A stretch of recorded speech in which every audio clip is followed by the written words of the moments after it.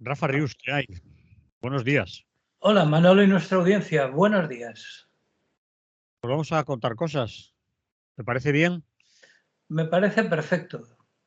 Lo que usted diga. A ver, A mandar, que para eso estamos. a ver. La caída de Sálvame. La derecha. A ver, ¿cómo? La derecha. La derecha económica por el monopolio de los grandes medios.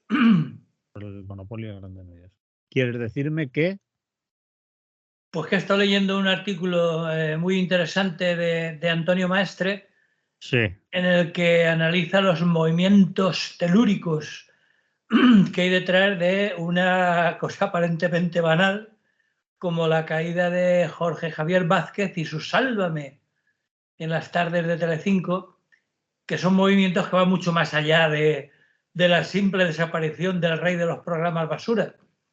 Bueno, tras la desaparición de nuestro recordado Tómbola en Canal Nou.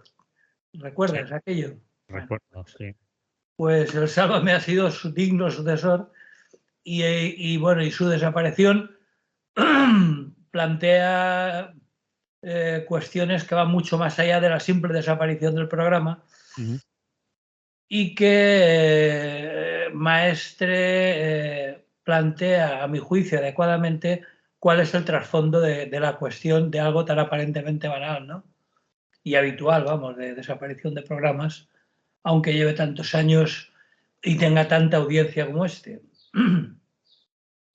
Así que, si te parece, analizamos el contexto en el que lo sitúa y que Maestre lo resume así.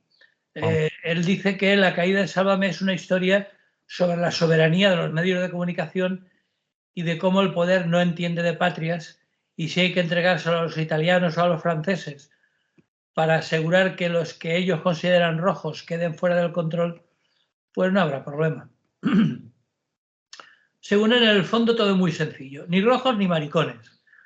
Lo de rojos está claro, lo de maricones en lenguaje políticamente correcto, homosexuales, lo tiene más complicado porque son una clara mayoría, pero bueno, él sabrá. Lo que sí que es interesante... Rafa, lo de rojos y maricones lo dice porque un día en su tono, el que lleva el programa de Sálvame, Sí. dijo que este es un programa de rojos y maricones, en tono de irónico, refiriéndose a alguna crítica que había recibido y tal, ¿no? Entonces, lo de rojos y maricones viene de ahí.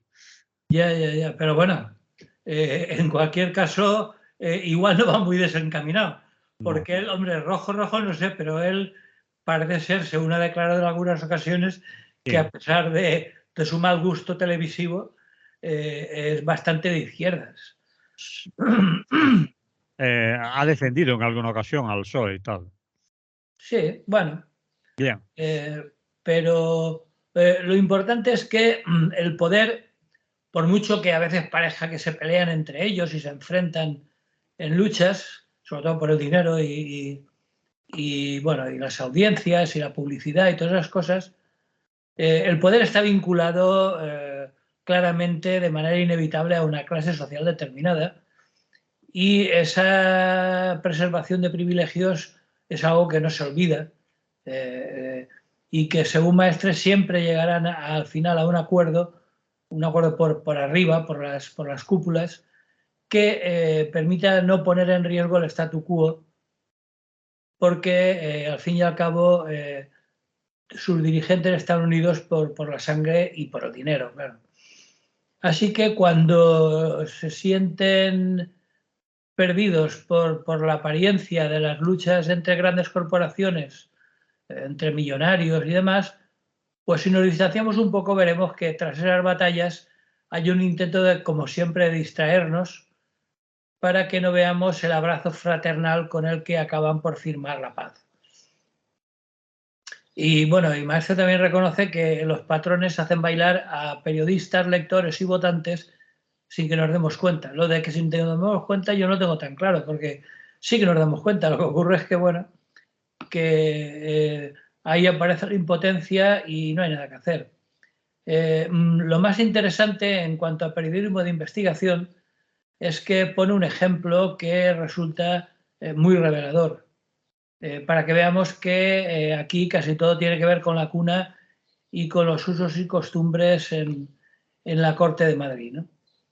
Y habla en concreto de un personaje, Borja Prado de Eulate, que es hijo del empresario Manuel Prado y Colón de Carvajal y de Paloma Eulate y Aznar, marquesa de Zuya. Manuel Prado, ya fallecido, nos suena porque era el hombre de confianza de Juan Carlos y el encargado de gestionar las comisiones, las famosas comisiones, que acabarían en poder del emérito. Era pues el colaborador abnegado que hasta en algún caso estuvo dispuesto a comerse marrones que no eran suyos, como en el caso de Lasquío, ¿no? Un hombre de lealtad inquebrantable, que se dice, a la corona. Entonces lo que hizo Borja Prado fue utilizar los contactos de su padre con una gran eficiencia, ¿no? Era íntimo del empresario Enrique Sarasola, relacionado años A con el Partido Socialista, a quien presentó ya en los años 80 a Abdul Rahman El Asir, que era un conocido traficante de armas y amigo de Juan Carlos I, para que pudiera hacer contactos y negocios en España con la cúpula socialista, en tiempos en que el gobierno de Felipe González parecía eterno, ¿no?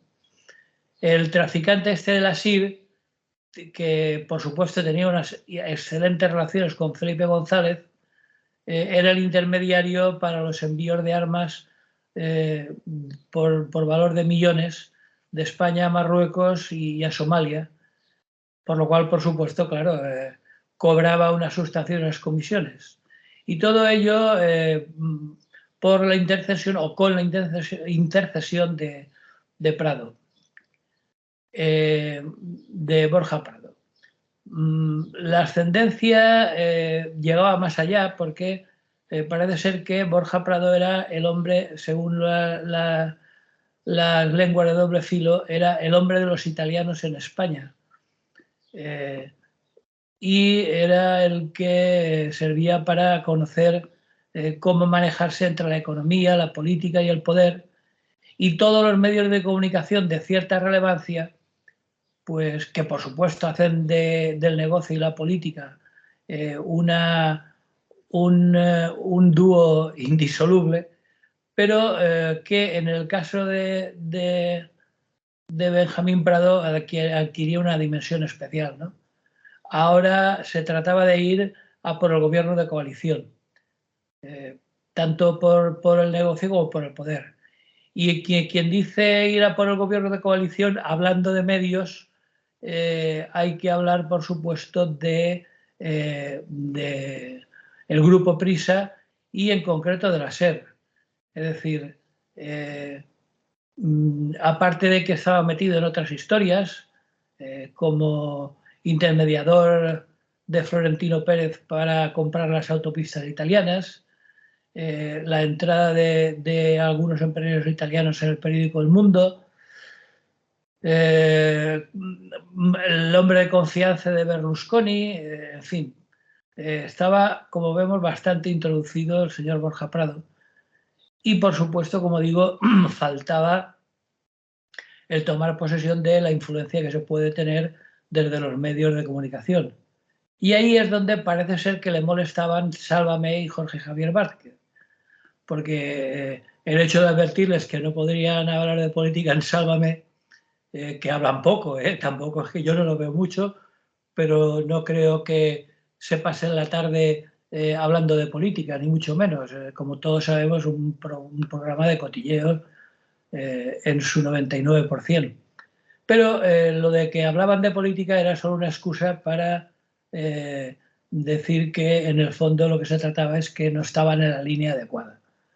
Luego hay otro factor importante que es la lucha entre productoras, que como sabemos, incluidas las cadenas públicas, tienen muy poca producción propia, casi todo se hace fuera en distintas productoras, y parece ser que ello ha sido, la lucha entre productoras ha sido otro factor determinante en la caída de Sálvame, en en detrimento de la productora Unicorn, que es de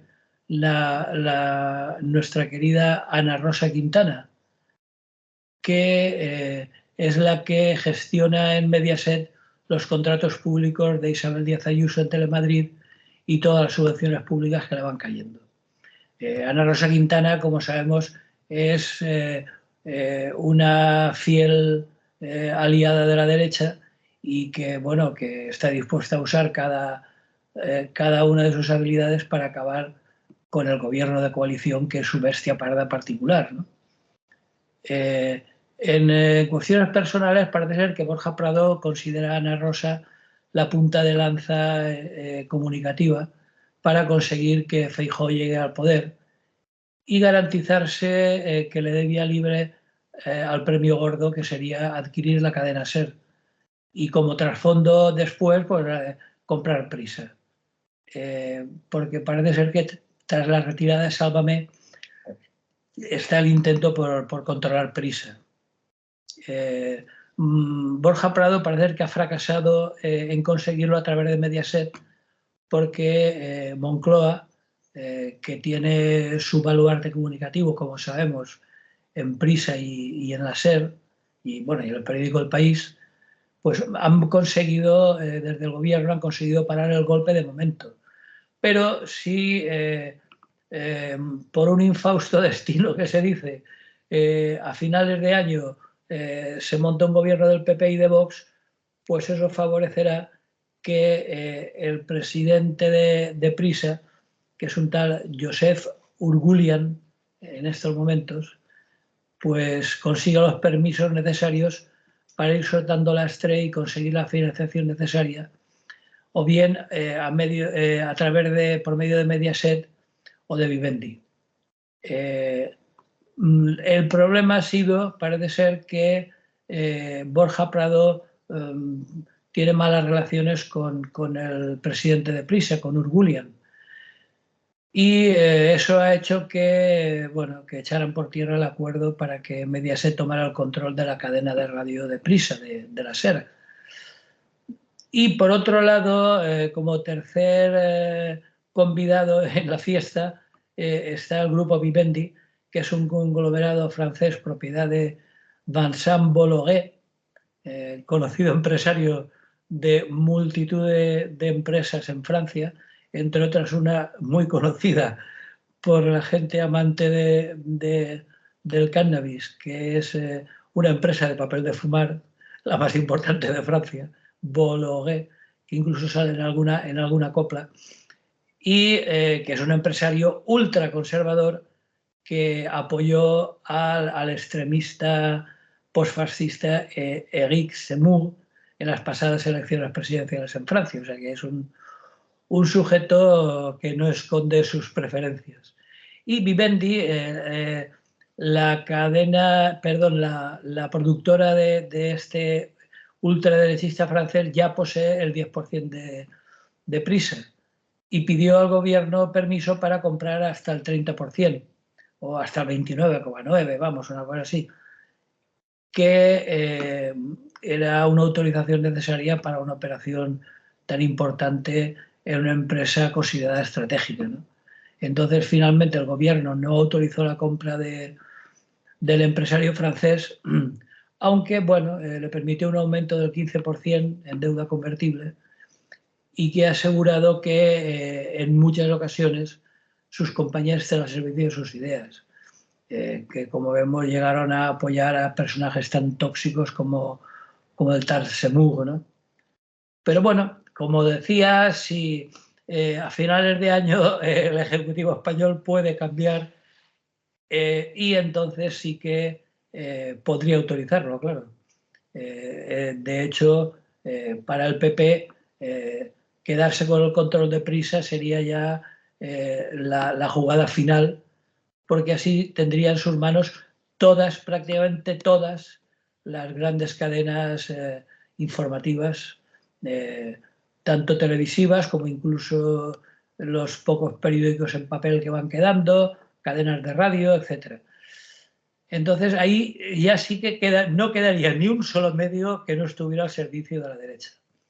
Y no es que Prisa en estos momentos sea una empresa revolucionaria, pero es el único grupo potente de comunicación que le queda al PSOE para hacer un poco de contrapeso a la derecha mediática, que, como decía, pues ocupa el total del espectro de la comunicación en nuestro país, ¿no? Ya digo, radios, televisiones, de todo.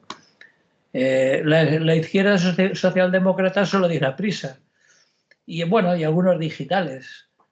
Y a la izquierda del PSOE, pues algunas voces dispersas, algunos medios alternativos con un nicho comunicativo muy, muy concreto y muy reducido. Y bueno, pues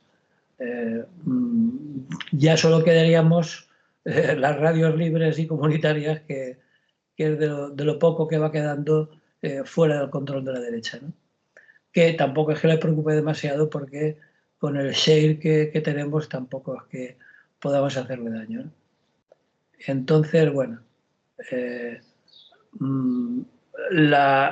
se dedican a orquestar, como hemos sabido en los últimos tiempos, eh, pues campaña de descrédito a Podemos, etcétera, ¿no? Eh, el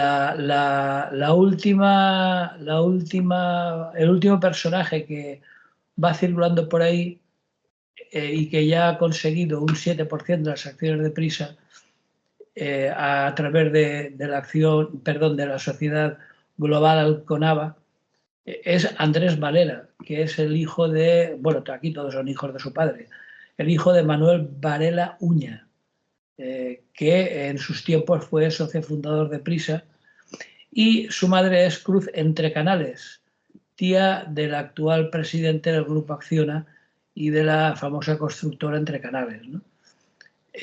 Y bueno, ahí reside el único núcleo de poder que todavía permanece próximo a la Moncloa, ¿no? Al gobierno.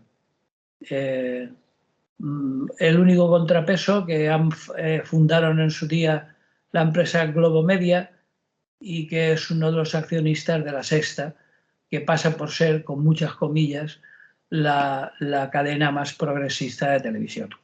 Pero que, como ya hemos comentado muchas veces, eso habría que hablarlo porque no está nada claro. Así que, bueno, la conclusión es que el poder siempre está vinculado, aunque aparentemente parezca enfrentado. Y si por ahora no se ha producido la acción de Prisa, perdón, la adquisición de Prisa por parte de Mediaset o de Vivendi, es porque Moncloa ha hecho todo lo posible por evitarlo, porque ya era su última pieza que le quedaba en su poder, ¿no? En estos momentos la batalla se desarrolla en Prisa, ¿no? Es donde se está jugando la guerra de poder político entre socialistas y conservadores. Y bueno, el PSOE de momento solo puede existir expectante, esperando que no puedan culminar el asalto al poder de Prisa, ¿no? Porque tiene poder político para intentar parar ciertas operaciones, pero no tiene accionariado en Prisa, con lo cual en cualquier momento puede perder la partida. Así están las cosas, y como digo, fuera de ello, y más, si la derecha gana las elecciones generales a finales de año, solo quedaremos Radio Clara y 4 más. Bueno,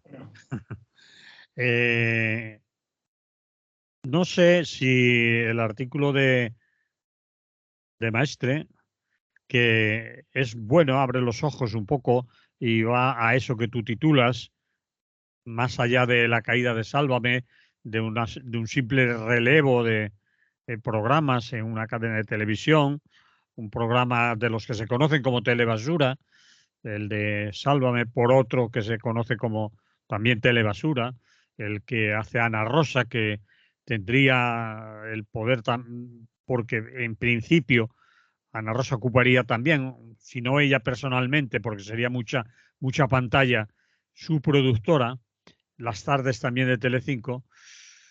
Bueno, que veamos, es lo que intenta Maestre, contándonos las andanzas de esos personajes tan conocidos del mundo de la política, la economía, las entretelas del poder, etcétera. Eso, lo que actúa. Perdona, Manolo, un inciso. Tan conocidos en ciertos ambientes. Bueno, Porque para la generalidad de los espectadores y los lectores, este tipo de intrigas pasan desapercibidas. vale, estoy de acuerdo contigo. Es decir, conocidas en el mundo de la comunicación, de los negocios, de las finanzas y también del poder. Es decir, eh, mm, Prado y Colón de Carvajal, el antiguo jefe, bueno, jefe de la Casa del Rey, era la mano derecha de, el emérito en estos momentos, ¿no? Sí, Y ahora su hijo, pues tienen pues todo ese poder de controlar no solo aquí en nuestro país, sino como tú has nombrado en algún momento, las relaciones con el mundo de las finanzas, del poder, por ejemplo, en Italia y en otros países, ¿no? sí. Son personas de esas que se llaman conseguidores, ¿no? Pero no conseguidores de tonterías, sino de grandes negocios, ¿no? A ellos recurren, pues desde el señor Florentino Pérez para conseguir, yo qué sé, por ejemplo, las autopistas, la autovía en Italia, u otros para conseguir, pues, negocios en el mundo de la energía, ¿no? También relacionadas con empresas italianas. Bueno, el caso es que no veamos solo que le quitan el programa de Sálvame y lo quieren cambiar por el de Ana Rosa. Va más allá, ¿no? Que es lo que revela un poco Antonio Maestre en ese artículo. Es interesante que la gente también, si se puede hacer con él, lo lea, lo repase, porque aparte de lo bien que lo hayas contado tú, leyéndolo, deteniéndose, fijándose en los nombres, volviendo a leer, uy, lo que ha dicho, vamos a releer este párrafo, pues nos podemos quedar con cosas interesantes, creo yo. Vale. Sí, no, sobre todo es que nos demos cuenta de que una cosa es lo que nos cuentan y otra cosa es lo que hay entre bambalinas detrás del escenario de lo que nos cuentan, ¿no? Es decir, el poder real que, como tantas veces hemos repetido, no es lo que nos enseñan, sino lo que nos ocultan. Mm. Y detrás de lo que nos ocultan, evidentemente, hay intereses de todo tipo, económicos y políticos, sobre todo, evidentemente, y de poder, claro. Y por lo tanto, ese artículo, que es uno más, yo lo he traído a colación porque desde mi punto de vista estaba muy bien resumido el tema, pero si buscamos, hay muchos otros lugares donde podemos ver todas las intrigas de la corte, ¿no? Es decir, todo lo que se va intrigando y que es interesante sobre todo para que no nos coman la cabeza, que se dice, ¿no? Es decir, para que no nos cuenten milongas de supuestas inocentes intenciones y de que aquí lo que hay que hacer es entretener y que no tenemos otra intención más que los espectadores pasen un buen rato, en fin, etcétera, ¿no? Yo creo que hay mucha porquería en el estercolero mediático en España. Bueno, España y en todo el mundo, pero vamos, estamos hablando de España. De acuerdo, Rafa. ¿Lo dejamos aquí o...? Sí, acabamos con la recomendación de que nuestros oyentes, si les interesa el tema, que investiguen, porque hay mucho que descubrir y que aprender sobre estos manejos. Muy bien, pues vamos a otro tema. La cumbre de Reykjavik y el teatro. Podías hacer, bueno, no sé cuál es tu intención, contarnos un poco de dónde viene esa cumbre de Reykjavik, cuándo empezó, por qué se le da ese nombre y después la actualidad, si quieres. Bueno, tú tendrás ahí. Hombre, el nombre se le da porque lo están haciendo en Islandia, Bueno, eso no está por claro, otra cosa. claro, pero ¿por qué hubo una cumbre allí y se siguen manteniendo? Datan las cosas desde el año 86, ¿no? Que cuando fue la primera reunión en octubre del... No, no, no, no. O sea, es una reunión del Consejo de Europa, que es un invento que fue creado ya en Londres en el año 1949, es decir, recién acabada la Segunda Guerra Mundial. Y lo fundaron 10 estados. Vale. Y ahora ha llegado, bueno, ahora cuenta con 46 estados miembros, ¿no? Es decir, es mucho más amplia, el Consejo de Europa es mucho más amplio incluso que, que la Unión Europea, ¿no? Es decir, incluso hay países que, bueno, llevan mucho tiempo intentando entrar a la Unión Europea, como es el caso de Turquía, y, como digo, llega hasta 46 estados, ¿no?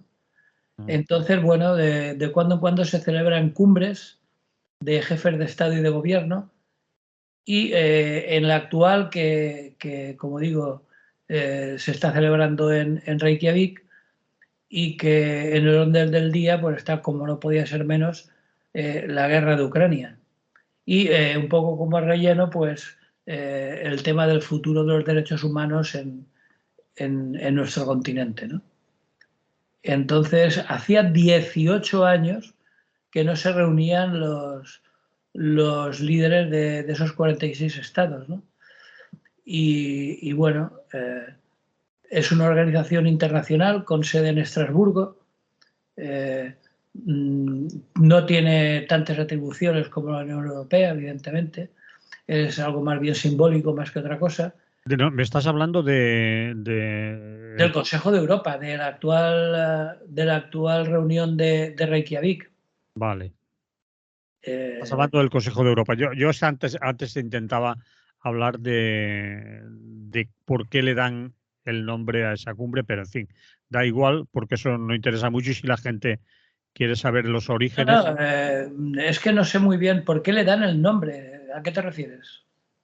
Yo me quería referir a que en Reykjavik, en el año 1986, fue la famosa cumbre entre Ronald Reagan y el Sí, sí, sí, secretario cierto, general cierto, del Partido correcto. Comunista, entonces Gorbachev, que se celebró en Reykjavik, en la capital de Islandia, y de ahí, por lo menos los medios en los que yo he consultado, le viene el nombre de Cumbre de Reykjavik.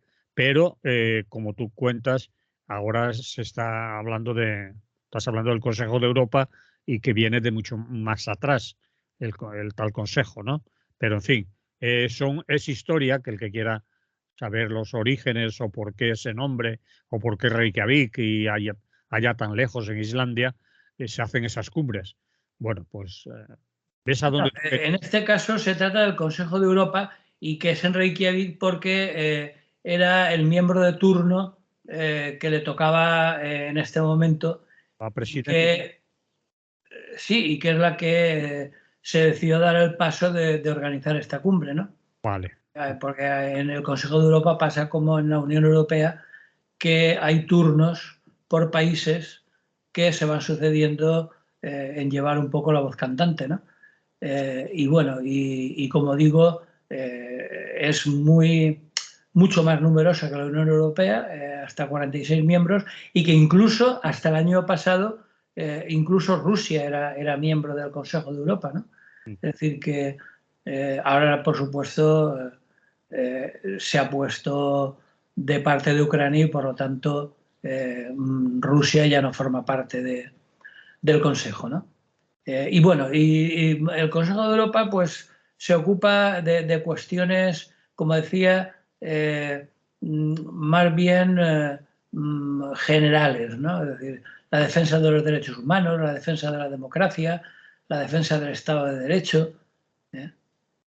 Y eso sí, alberga dos herramientas muy potentes, de las más potentes del mundo en este ámbito, ¿no?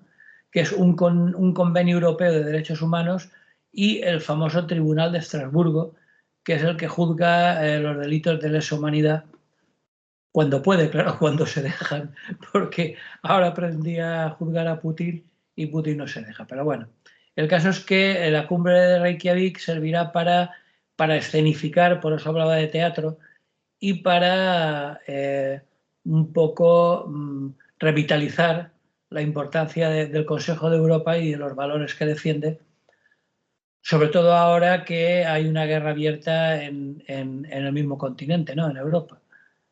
Pero también plantea muchas preguntas y muchas dudas sobre el futuro, y sobre todo por el papel que los líderes hoy se decidan a darle al Consejo de mañana, que eso sí, hay que tener en cuenta que lo que decidan allí, si es que se lleva a cabo y si es que realmente sus decisiones son vinculantes, afectará directamente a los derechos de más de 800 millones de personas. Es decir, que realmente, si fuera efectivo, sería muy importante. Bueno, pues ahí están. En este momento la secretaria general del Consejo de Europa es Marija Petinovic, y la que ha montado el Congreso y preside la mesa es la primera ministra irlandesa, que es Katrín Jakobsdóttir. Vaya. Y bueno, pues han acudido presidentes y primeros ministros de 46 países y el foco, como digo, estará en la guerra de Ucrania, ¿no? Han ido, bueno, todos los más gordos, ¿no?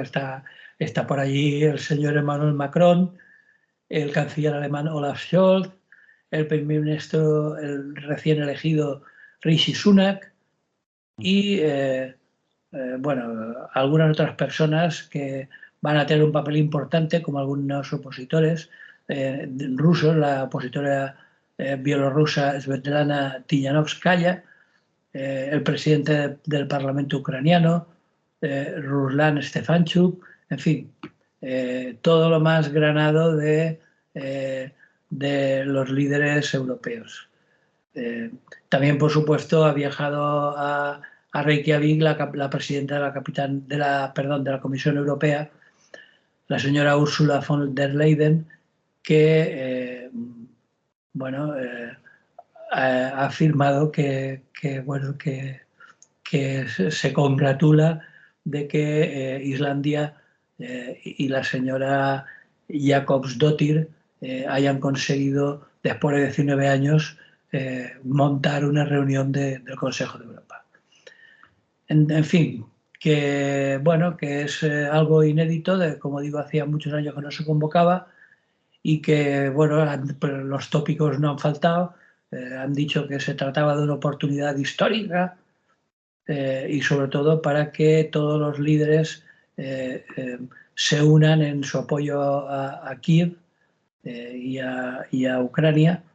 Y bueno, y veremos si la gran pregunta, y con eso acabamos, si te parece, es que ver si realmente sale alguna medida efectiva o si una vez más será otra sesión de postureo.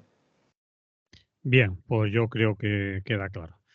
Quizás aclarar por mi parte que he llevado el tema a donde lo he llevado porque el enunciado a lo mejor no, por mi parte, no era el más correcto. La cumbre de Reykjavik es casi un nombre propio histórico y este sería la cumbre del Consejo de Europa en Reykjavik. Muy bien, tomo nota. No, soy yo que he buscado. No, yo lo había resumido el titular porque es la actualidad, vamos, es lo que está pasando ahora. Claro, es cierto. Entonces yo me he ido por las ramas No, y pero está bien, porque es cierto que fue una oportunidad histórica y claro. además fue la última Y se quedó en que...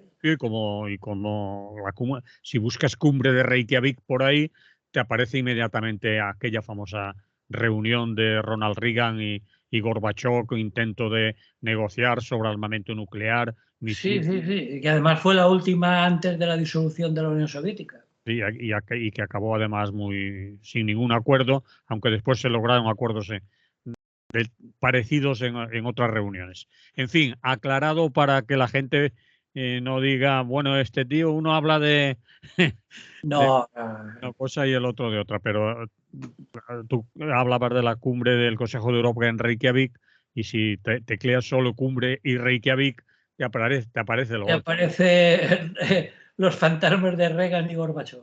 Vale, pues Queda claro. Molt bé. Nos vamos a otras cosas. Vale. Vamos allá. Turquía y la segunda vuelta. Tampoco, Sí, porque tampoco- la semana pasada, si recordamos, hablábamos de las perspectivas preelectorales y ahora ya sabemos cómo ha ido la cosa.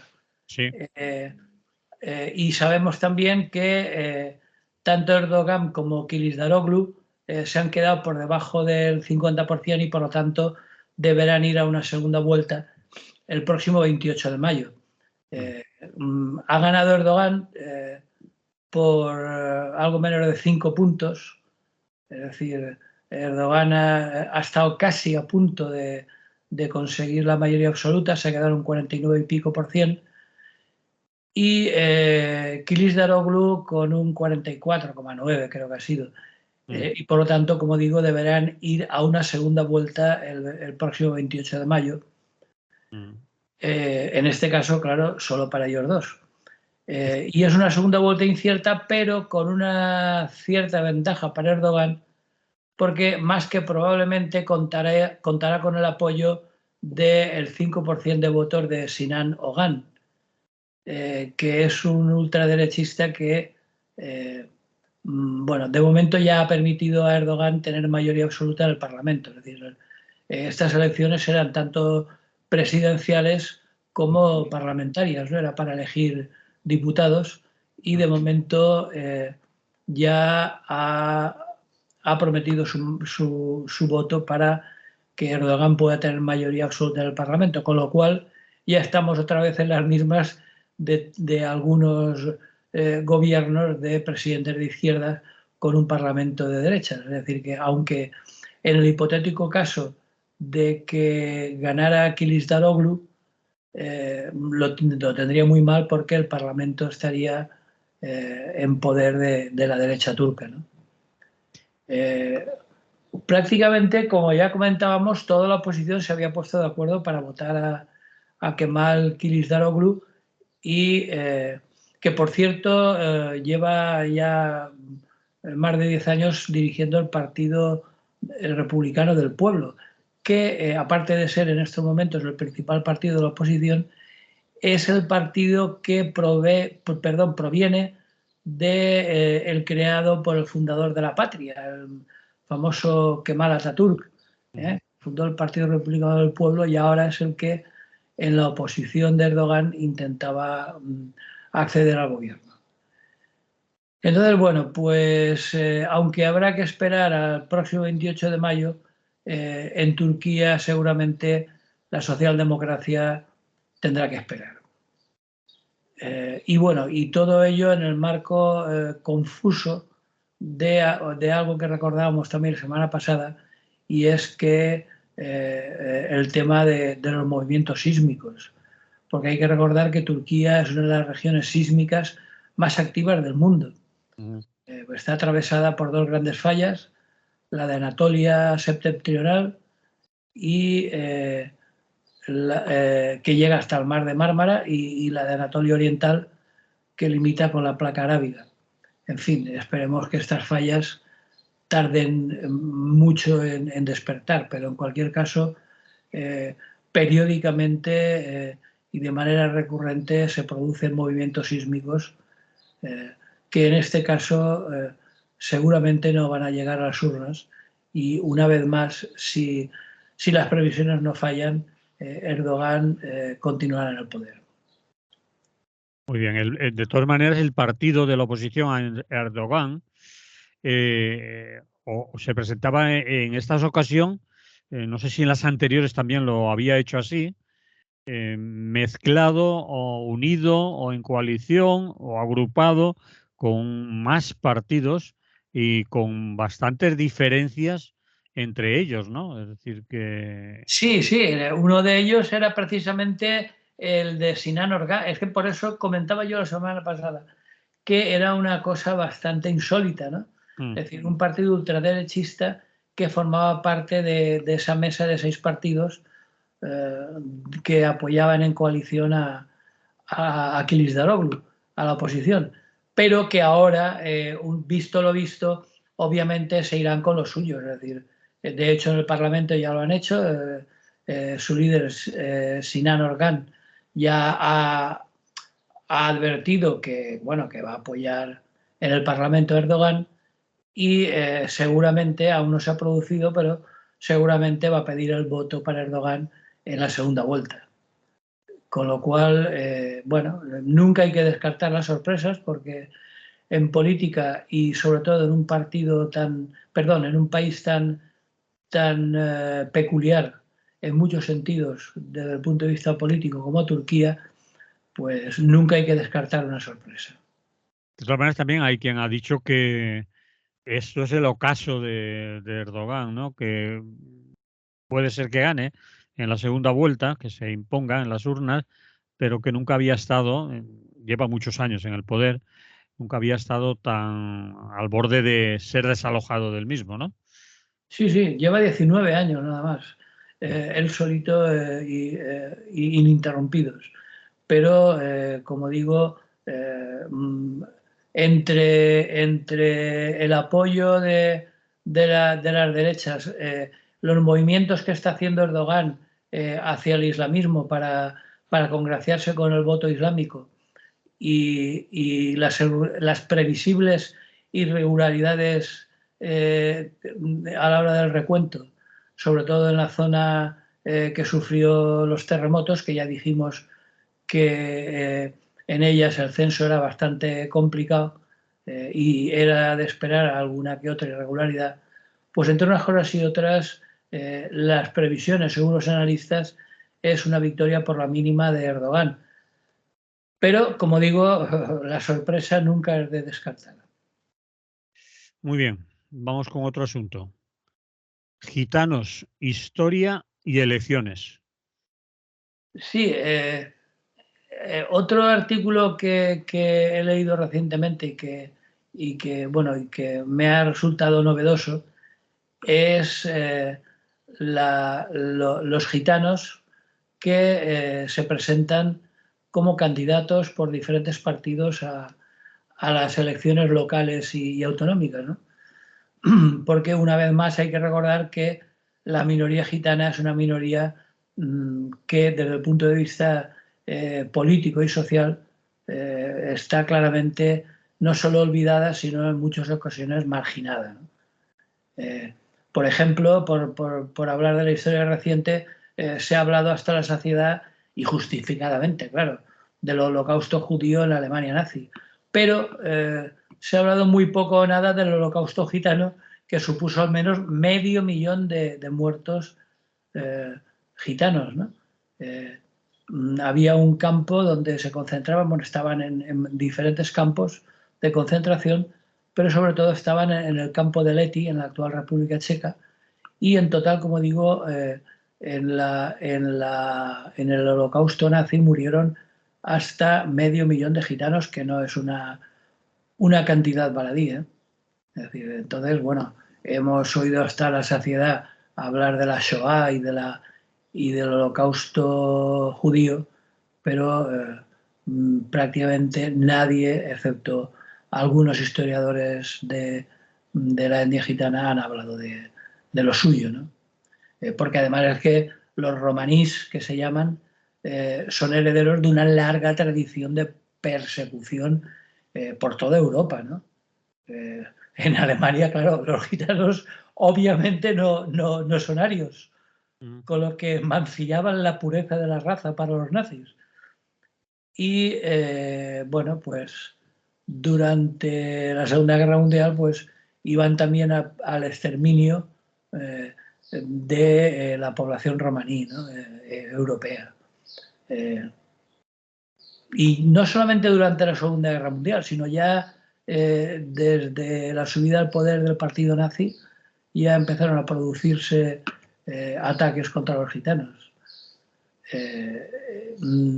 Entonces, bueno,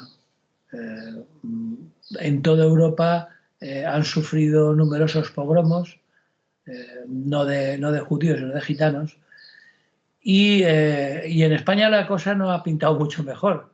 Y eso que llevan aquí, como se suele decir, toda la vida, ¿no?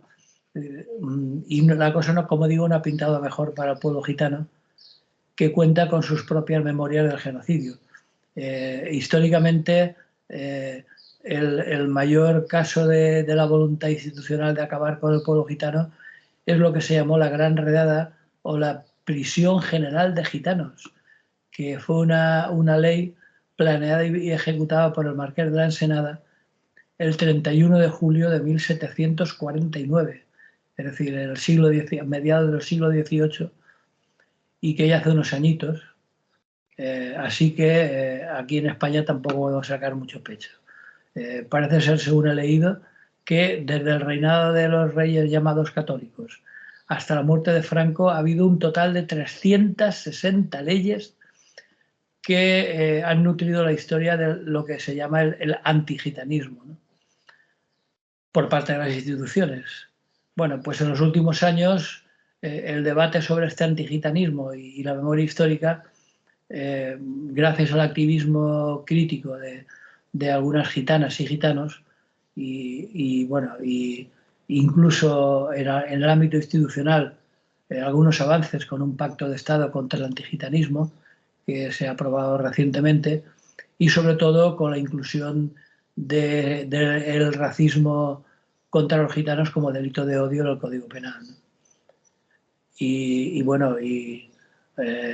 Han habido desde la muerte de Franco algunos, no muchos, pero algunos representantes públicos gitanos en las instituciones, y ahora con la cercanía de las elecciones municipales y autonómicas, pues son varias personas gitanas que se presentan, como digo, en distintas listas de distintas formaciones políticas.